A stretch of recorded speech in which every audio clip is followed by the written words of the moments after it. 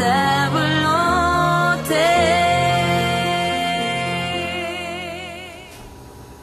Chers amis, bonjour. Aujourd'hui, un sujet d'actualité en Église depuis les 40 dernières années, depuis Vatican II et même un peu avant, l'évangélisation. L'actualité dans l'Église depuis 2000 ans, puisque c'est l'activité de l'Église.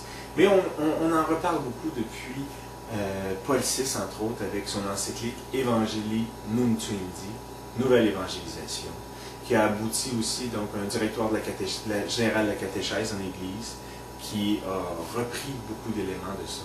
Le catéchisme également, et Vatican II et tout ça. Ça a été un texte marquant. Mais qu'est-ce que l'évangélisation, justement? Le directoire général de la catéchèse nous en parlera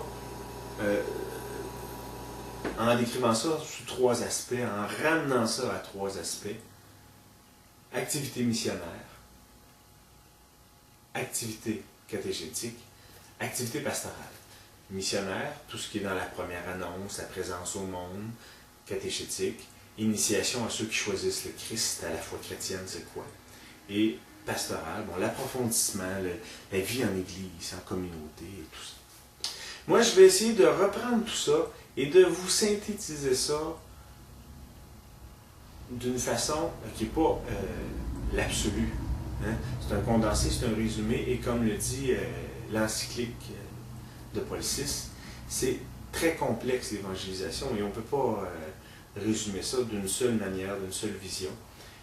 Tellement c'est riche également. Donc, moi je vous en parlerai sous forme de P. Le premier étant le P de la prière. C'est toujours présenté de façon non explicite dans les présentations de l'Église sur l'évangélisation, mais ça demeure le premier, parce que si l'Église veut être évangélisatrice, si la communauté veut être évangélisatrice, si moi je veux être évangélisateur, je me dois d'être en prière. Je prie, bien sûr, pour maintenir ma relation avec le Christ, mon intimité, mon cœur à cœur avec lui. Mais je prie aussi pour ceux que je veux évangéliser, ceux que je souhaite, pour eux, une rencontre intime avec le Christ. Et ça, c'est dans ma famille, dans mes amis, dans mes proches au travail, dans ma vie sociale. Je connais des gens, je rencontre des gens qui ne connaissent pas Jésus-Christ. Et je prie pour eux.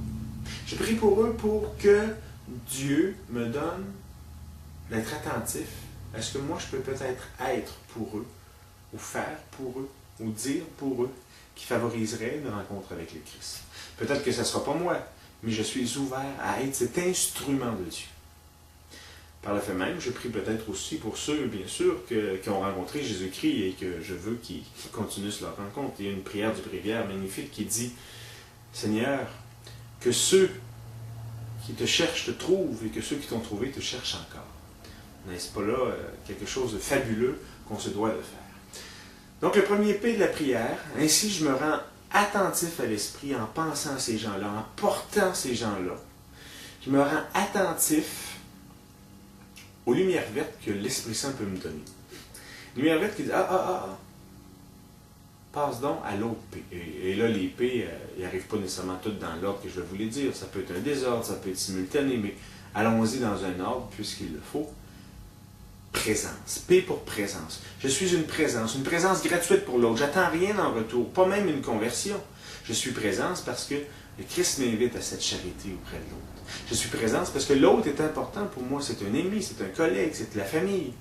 Et une présence gratuite, ça peut être une oreille attentive tout simplement, mais ça peut être une présence sociale, mais une présence qui est là, qui peut amener un autre P, et qui souvent sont très proches l'un de l'autre, celui du partage.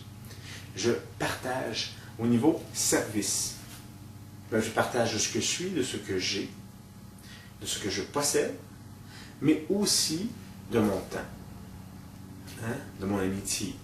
Alors ce partage-là qui me rend serviteur, le Christ est venu pour servir et non pas pour être servi, donc je suis invité à être au service. Encore là, un service gratuit qui n'a rien en retour. Je ne rends pas service pour que l'autre vienne à mes affaires après ou croie en Jésus-Christ. Non, je rends service. Ça, c'est la première phase qui est très missionnaire et qui doit se compléter à un moment donné ou à un autre. Et ça, c'est l'Esprit, encore là, dans l'attention de notre cœur et de notre conscience qui nous le dit, qui vient par une parole, une parole de témoignage. Et là, je témoigne en je. Je dis ce que Jésus est pour moi et dans ma vie, comment je l'ai rencontré. Et ça vient, on le sent quand ça va être le moment. C'est jamais forcé. C'est jamais forcé. Ça vient parce que l'autre peut me dire, coudonc, qu'est-ce qui te rend si heureux, toi? Tu passes des bouts difficiles, puis pourquoi tu fais ça pour moi? Ou tout simplement parce qu'au fil d'une conversation philosophique, à un moment donné, l'autre témoigne de quelque chose de ce qu'il vit, puis moi je témoigne de quelque chose que je vis. Le P, la parole.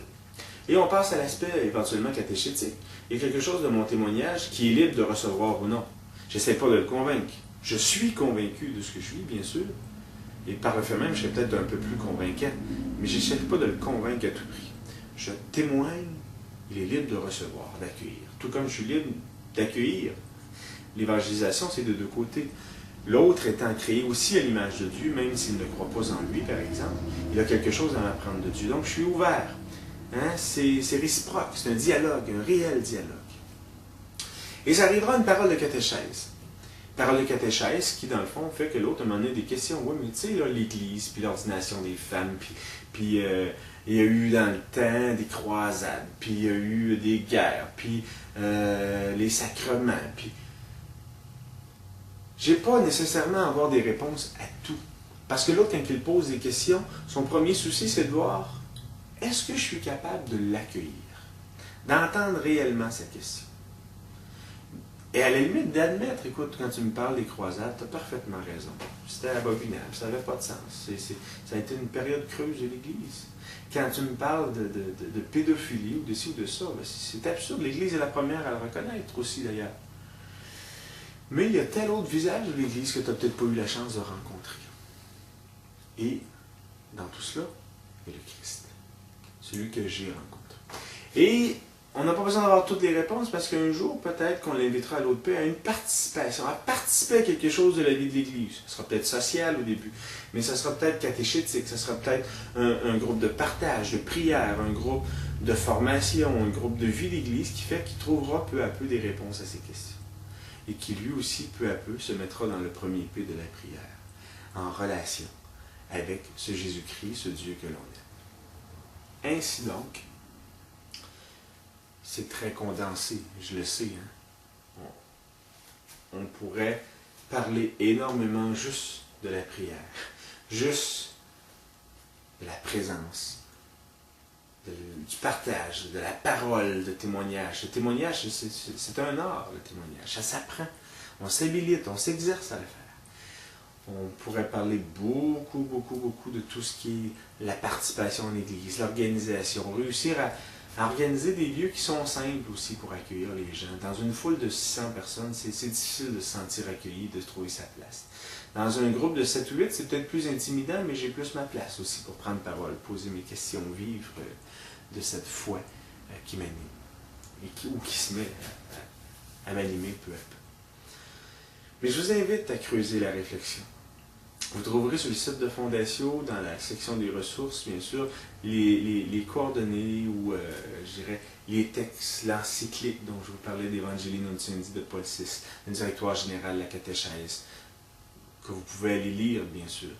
Mais vous pourrez aussi prendre le temps d'aller lire d'autres textes. Il y a un texte fameux que j'ai mis en ligne sur le site, qui est un texte écrit par d'autres que moi, là, mais qui dit bien une belle vision de ce que peut être l'évangélisation, dans un vrai dialogue réciproque et libre et ouvert. Sur ce, gênez-vous pas, vous avez des questions, vous voulez qu'on éclaircisse des choses pour vous, faites-nous le savoir par courriel et on vous répondra avec joie. Sur ce, à bientôt.